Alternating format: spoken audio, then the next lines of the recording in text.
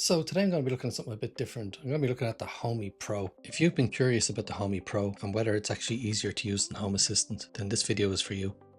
Today I'm going to dive into the Homey Pro from the very beginning. We'll go through my first impressions, setting it up, adding some devices, and creating our first automation. Then we'll take it a step further with advanced automations. We'll connect our HomePods and Apple Home and build a simple dashboard. Throughout this video I'll be comparing my experience with Home Assistant. I'll go over how it feels to use it, what's better, what surprised me, and even one thing that I found a little bit frustrating. So Homey did send me this device, but this is not a sponsored video and they're not paying me to give a positive review. This is my honest opinion of the Homey Pro. We have a lot to cover, so let's get into it.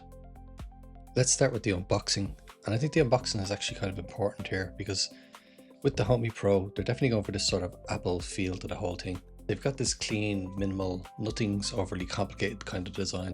I think that's the same for this whole product. It's got this kind of like minimalist design, very easy to use, but still incredibly powerful. Inside the box, we've got some documentation. This is just some very basic setup information. Now there's the Homey Pro itself, and this is actually quite beautiful. Wow. I'm not going to peel this off just yet. I'll leave it on. And yeah, there's not a lot to this, to be honest. Oh, it's quite light. Definitely does have that Apple feel that I mentioned though. And then there's just the USB-C power cable and the plug. That's it.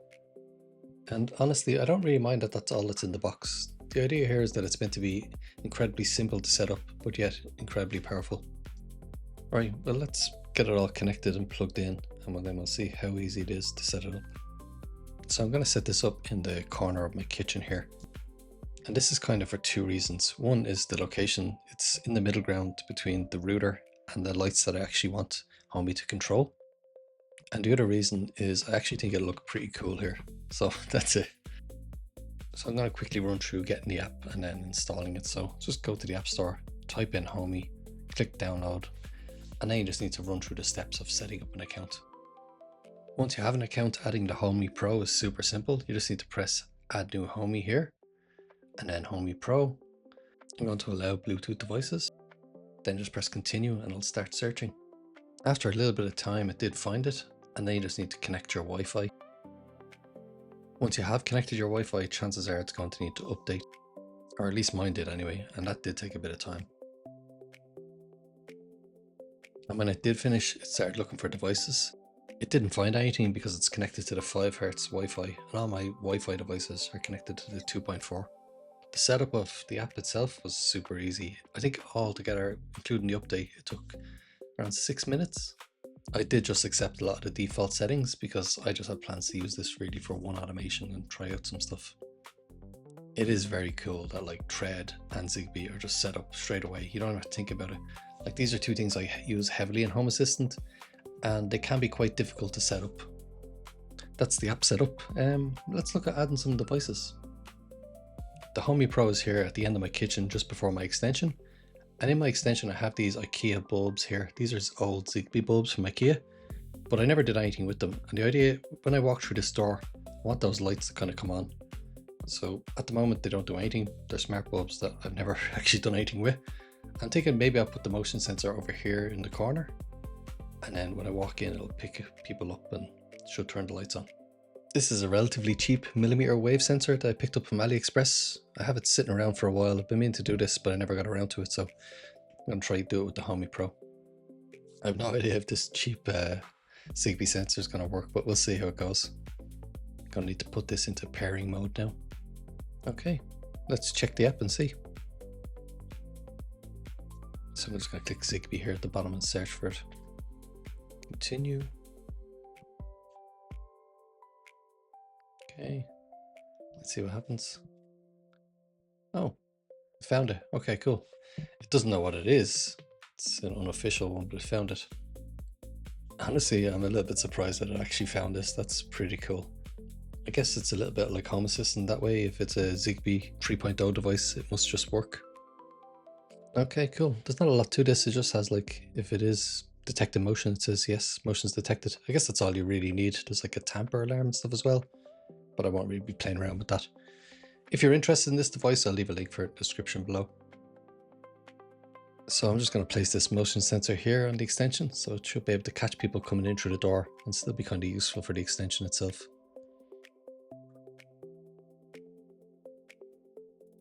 Okay, so I'm going to put the bulbs into pairing mode now, just by turning this on or off 5 times. That should put it into pairing mode. Yep, that's it. So I open the app and just click add new device, then press Zigbee. And the good news is it did find the bulb straight away, but that's the bad news also. It only found one bulb. So I've done this with Home Assistants where I've added these bulbs because I have the same bulbs in my kitchen. And you can add them all in one go. In this case, you have to add them all one by one. Now I know that might not be an issue for a lot of people, but that actually meant that I had to go through this 6 times. I had to pair each one. It took quite a bit of time. And these bulbs are quite difficult to get at, even like you can see me putting them back in here. I've paired them all now, set them all up, and I had to go put them all back in.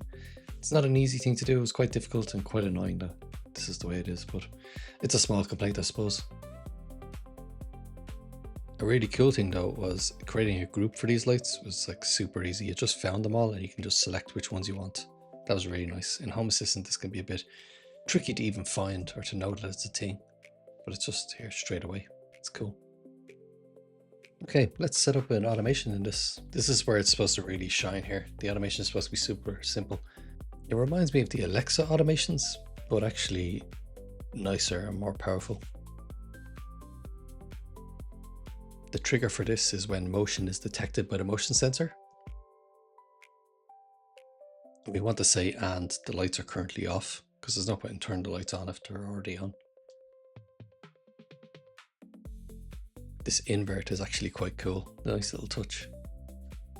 And next we kind of want to add a time of day, but we don't want to add time of day, we want to say after sunset, because if we would say time of day, as you know, changes with the seasons. So let's look, do they have after sunset? There it is there at the bottom, nice. And then we just need to add our den, which is the action of turning on the lights. I have to say, this is super easy to set up, it's quite nice. This is definitely a lot more accessible than Home Assistant, but I don't know if it's as powerful, you know. They do have their YAML files, which can be quite tricky, but they do seem a bit more powerful.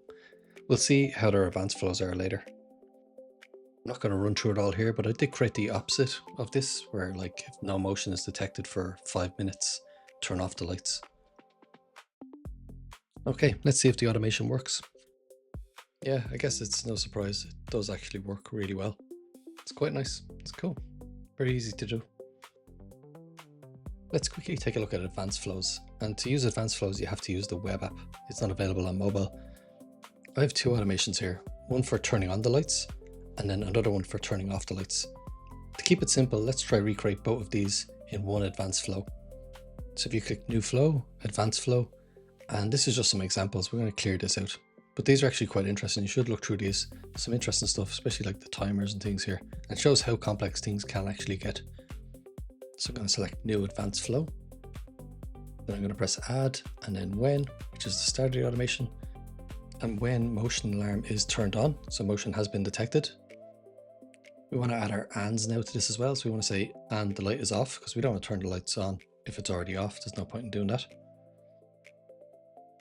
So I added is on, but I'm just going to invert this and it's so easy to do. It's really cool.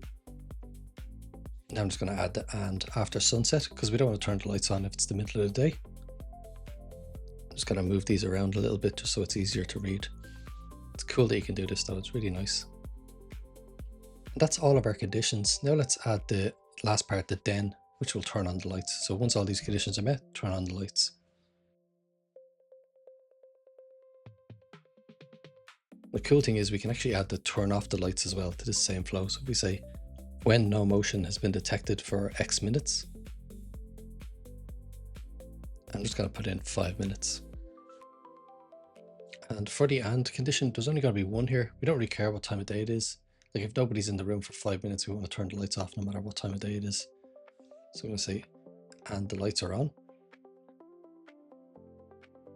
And the then part is pretty simple, just turn the lights off. And that's really it for advanced flows. This is a very simple example, but it kind of gives you an idea of how they work.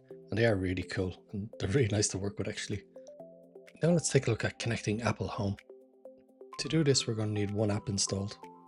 So if you go to the App Store and just search for Apple, and the app that we're looking for is actually called HomeKitty. Here it is here. HomeKitty allows you to use your HomePods or Siri to control your devices that are inside a Homey. And that's it installed. Next, we need to go into settings, and then we need to go into experiments, and we need to enable HomeKit. So on maybe a computer or something or another device, if you go into the HomeKitty app, go to configure, and you just need to bring up this QR code. In the Apple Home app, we need to click add accessory, and then using another device, we need to just scan the QR code here. Then click add to home, add anyway. Select the area then for this bridge, wherever you want to put it. I'm just going to put it in the kitchen because that's where my items are. You can change the name if you want, but I'm going to keep it the same. And then you just go through each device and then add it to whichever area it's in.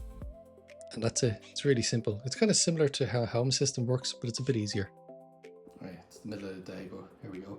Hey Siri, turn on the extension lights.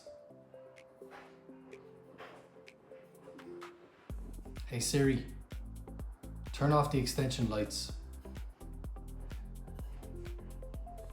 Another Apple app that's quite cool is the Apple TV and HomePod app. This is quite handy if you want to connect your HomePods or your Apple TV to Homey. Let's create a very simple dashboard and then we can add a HomePod to it. Okay, I'm just going to add a light widget to it as well. I don't have many devices to choose from, so I'm just going to add the extension lights. Okay, let's add a HomePod now. This is actually really easy to do. So you just look for speaker. I'm going to add a large one. I'm going to select Apple TV and HomePod from the bottom, and then HomePod Mini, connect, and then all of them just show up. That's it. So I'm just going to add the bedroom one.